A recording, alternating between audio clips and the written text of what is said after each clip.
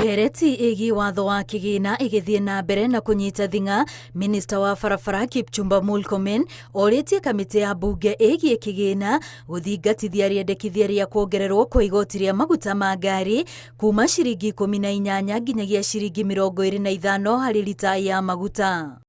Kũringana na Murkomen, igoti rĩrĩ rĩa ciringi 18 rĩagathĩkirwo mwaka-inĩ wa 2016 maguta ona matakinyĩtie ciringi 100, ũndũ ũrĩa arahinyĩrĩria bata wa kuongerera igoti rĩu na gĩcunjĩ kĩa 39 harĩ 100. With the fuel levy remaining at 18 per litre for the entire 8 years.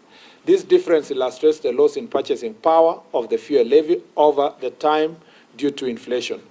The maintenance gap is anticipated to increase further in the near term for the following reasons. Ciringi birioni 83 nĩ cikoretwo ikĩũnganio harĩ igoti rĩrĩ rĩa maguta ma ngari, itanya rĩa thirikari arĩ kuongerera na ciringi birioni 32, ũndũ ũrĩa marauganio gũteithĩrĩria kũng'ethanĩra na mathĩna ma barabara gũthũka. There is a gap between the maintenance needs and the available maintenance resources, which affects the road networks of all the 3 roads agencies in the country.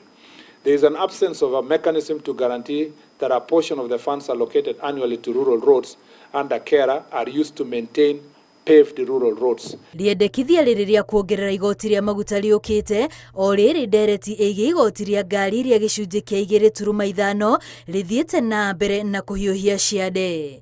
Ngĩribotera Inooro TV, rĩtwa rĩakwa nĩ Wambui wa Macharia.